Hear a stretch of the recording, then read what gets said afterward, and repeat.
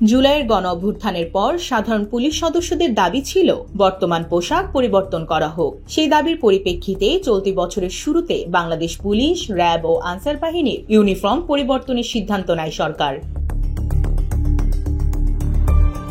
9 মাস পর অবশেষে নতুন পোশাক পাচ্ছেন মাঠ পর্যায়ের সদস্যরা। 15 নভেম্বর থেকে ঢাকা মেট্রোপলিটন পুলিশের ডিএমপি সদস্যদের নতুন ইউনিফর্মে দেখা যাবে। এরপর ধাপে ধাপে সারা দেশের অন্যান্য ইউনিটেও এই নতুন পোশাক বিতরণ করা হবে।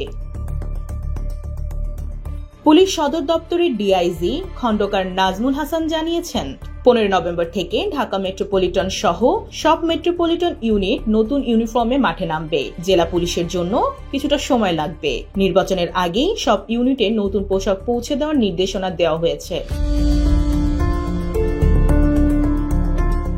নতুন ইউনিফর্মের রং নির্ধারণ করা হয়েছে পুলিশের জন্য লোহার রং, র্যাবের জন্য জলপাই রং, আনসারের জন্য সোনালী গম রং। তবে র্যাবের কালো ইউনিফর্ম পরিবর্তনের বিষয়ে এখনো চূড়ান্ত সিদ্ধান্ত হয়নি।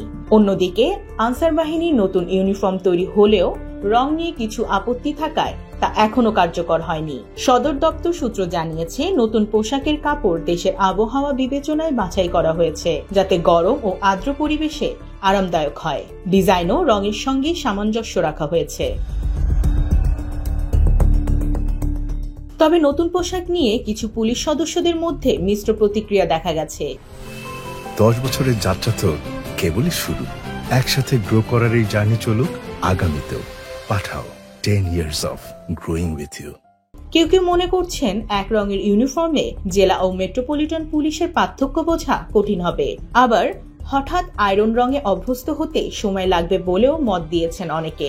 বাংলাদেশ পুলিশের ইউনিফর্মের ইতিহাস দীর্ঘ।